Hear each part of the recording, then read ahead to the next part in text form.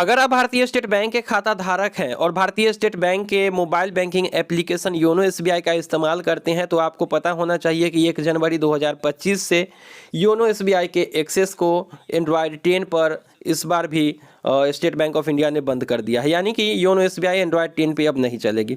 इससे पहले एंड्रॉयड 8 पे इन्होंने रोक लगा दी थी, जिसमें मेरा ओनर का 6X डिवाइस हमने छोड़ा था क्योंकि उस फ़ोन में जो है योनो एसबीआई नहीं चल रहा था। फिर एंड्रॉयड 9 पे इन्होंने रोक दिया और उसके बाद अब एंड्रॉयड 10 को इन्होंने बंद कर दिया है। अब मुझे रेडमी का Y2 डिवाइस छोड़ना पड़ा। अब एंड्रॉयड 11 और इससे ऊपर के डिवाइस पर चलेगी योनो एसबीआई, जैसा कि मैंने कल ही के वीडियो में आप लोगों को बताया है। अब ऐसे में आप लोग अगर एंड्रॉयड 10 या 9 पे हैं तो कैसे आप योनो एसबीआई का इस्तेमाल कर पाएंगे वो हम थोड़ा सा आप लोगों को बता देना चाहेंगे। बहुत से लोग जो मोबाइल फ़ोन इस्तेमाल करते हैं वो कभी अपने डिवाइस को अपडेट नहीं करते हैं। तो ऐसे में आपको करना क्या चाहिए, अपने फ़ोन के सेटिंग में जाना चाहिए, सॉफ्टवेयर अपडेट सेक्शन में जाना चाहिए और वहाँ पर देखना चाहिए कि किसी भी तरीके की कोई अपडेट है या फिर नहीं है। अमूमन जो भी डिवाइस रिलीज होती है ना उसमें कम से कम 2 मेजर अपडेट तो आते ही हैं। जैसे एंड्रॉयड 10 पे रिलीज हुआ है तो 11 और 12 की अपडेट आनी ही है। एंड्रॉयड 11 पे अगर रिलीज हुई तो 12 और 13 की आएगी। और ऐसे में हमारे पास जो है रियलमी का जो 6 प्रो डिवाइस है वो अभी एंड्रॉयड 11 पे रन कर रहा है। इसमें एंड्रॉयड 12 की अपडेट आनी चाहिए थी लेकिन कंपनी ने दिया नहीं, एक ही मेजर अपडेट इसमें आया।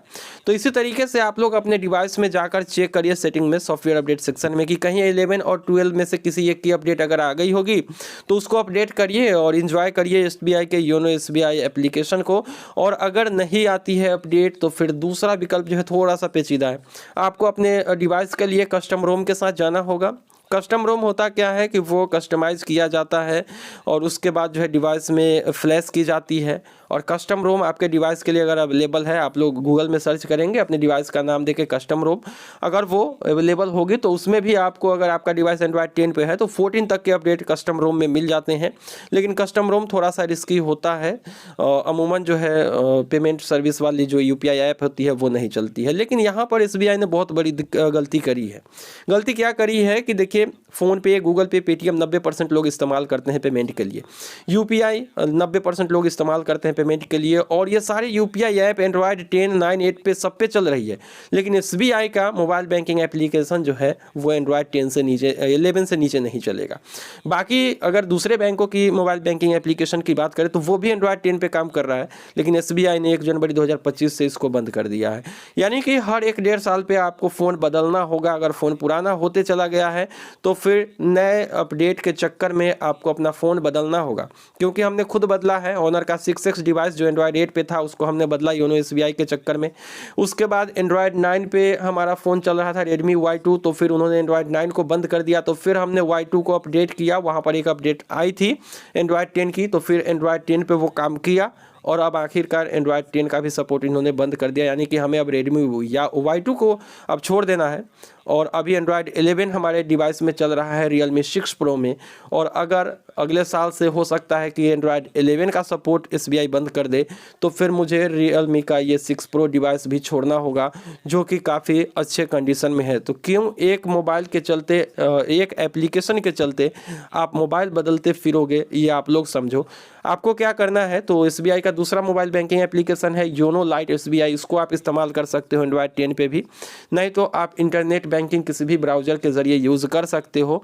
ज़रूरी नहीं है कि आप योनो एसबीआई ही यूज़ करो। और बाकी यूपीआई पेमेंट के लिए तो बाकी के सारे ऐप आपके लिए काम कर रहे हैं। तो अगर आप सिर्फ योनो एसबीआई चलाने के लिए अपने फ़ोन को बदलना चाहते हो तो बिल्कुल मत बदलिए।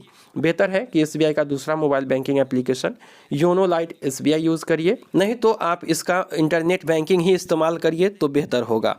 अब यहाँ पर एसबीआई जो है हर 1-1.5 साल पे एंड्रॉयड के एक वर्जन को पीछे छोड़ देती है। एंड्रॉयड 8 को छोड़ा, 9 को छोड़ा, 10 को छोड़ा, तो ज़्यादा उम्मीद है कि अगले साल 11 को भी वो छोड़ देगी, यानी कि वो योनो एसबीआई काम नहीं करेगा। तो इससे कहीं ना कहीं कस्टमर को नुकसान हो रहा है और एसबीआई को ये समझना चाहिए कि अगर यूपीआई ऐप सारे काम कर रहे हैं एंड्रॉयड 10 पे, अदर बैंक के मोबाइल बैंकिंग एप्लीकेशन भी काम कर रही है, तो फिर योनो एसबीआई क्यों काम नहीं करेगा।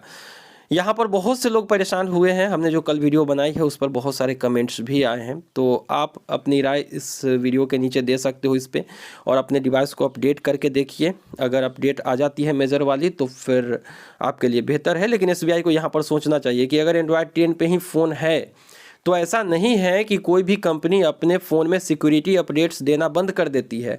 मेजर अपडेट नहीं आते हैं, लेकिन वो हर क्वार्टरली सिक्योरिटी पैच के अपडेट देती है या फिर हाफ ईयरली अपडेट भी देती है। लेकिन सिक्योरिटी पैच के अगर अपडेट आ रही है तो गूगल के जो सिक्योरिटी पैचेस रिलीज होते हैं हर महीने, उसमें अगर डिवाइस अपडेट हो रहा है तो फिर एंड्रॉयड वर्जन के अपडेट करने की क्या ज़रूरत है, ये एसबीआई को समझना चाहिए और एंड्रॉयड 10 के एक्सेस को कम से कम अभी 1-1.5 साल देना चाहिए। बाकी के कंपनियां अगर बंद करे या फिर बाकी के अगर बैंक बंद करती है सपोर्ट, या फिर यूपीआई ऐप जो थर्ड पार्टी है फ़ोनपे, गूगल पे, पेटीएम या फिर भीम एप्लीकेशन, वो सब का सपोर्ट अगर बंद हो जाता है एंड्रॉयड 10 पे तो कोई दिक्कत नहीं, आप भी बंद कर दीजिए। लेकिन पर्सनली एसबीआई के लिए अपने मोबाइल फ़ोन को बदलना कहीं ना कहीं बेवकूफ़ी है।